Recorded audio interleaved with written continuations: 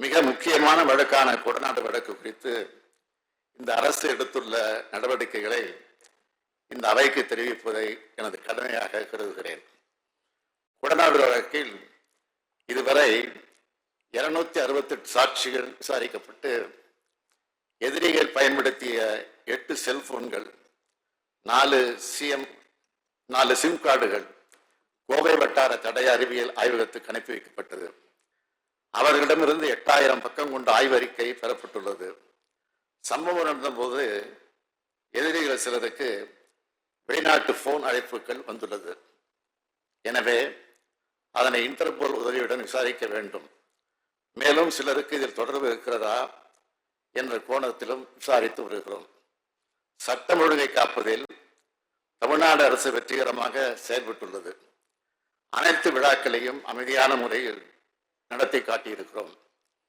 18 ஆண்டுகளாக நின்று போயிருந்த சிவகங்கை கண்டதேவி அருள்மிகு சொர்ணமுகீஸ்வரர் திருக்கோயில் போராட்ட தேரோட்டத்தை எந்த பிரச்சனையும் என்று சுமூகமாக நடத்தி காட்டியிருக்கிறோம்.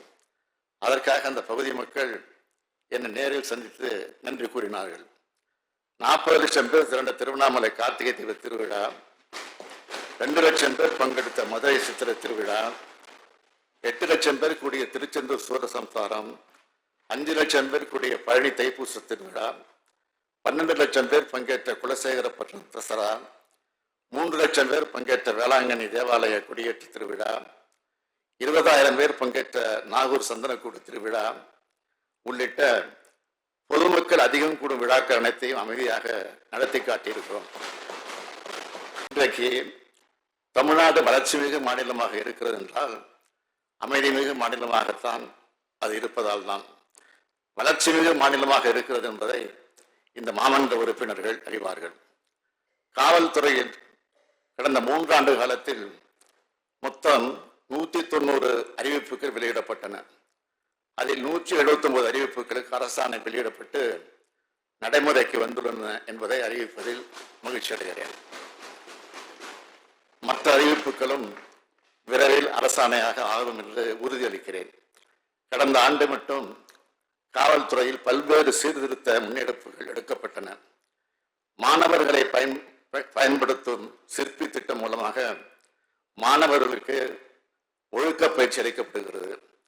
சிறு குற்றம் செய்யும் குற்றவாளிகளை திருத்தி அவர்களது எதிர்காலத்தை சிறப்பானதாக மாற்றுவதற்கு பறவை திட்டம் தீட்டப்பட்டது. பதிவேடு குற்றவாளிகள் குறித்த தகவல்களை ஒருங்கிணைக்க பருந்து திட்டம் செயல்பாட்டில் உள்ளது. காவலர்களது நன்மைக்காக ஸ்மார்ட் காவலர் செயலி உருவாக்கப்பட்டது. விடுப்புகளை முறைப்படுத்த விண்ணப்ப செயலி அறிமுகம் செய்யப்பட்டது. காவலர்களின் மன அழுத்தத்தை குறைக்கும் பயிற்சியாக மகிழ்ச்சி என்ற திட்டம் செயல்படுத்தப்பட்டது. மகளிர் காவலர்களுக்காக ஆனந்தம் திட்டம் அமுலில் உள்ளது. வாகன திருட்டை கண்காணிக்க IVMS திட்டம் நடைமுறைக்கு வந்துள்ளது. பொதுமக்களின் குறைகளை நிவர்த்தி செய்யவும் புகார்களை விரைந்து விசாரிக்கவும்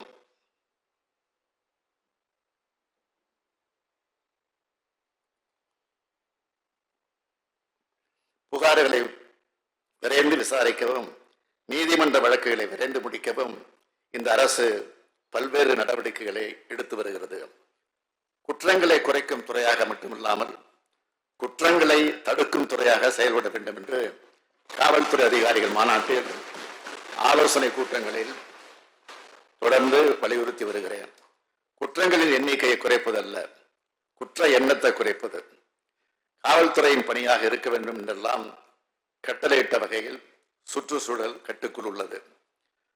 வருங்காலங்களில் குற்றங்களை தடுக்க மேலும் நடவடிக்கைகள் கடுமையாக இருக்கும் என்று உறுதியளிக்கிறேன்.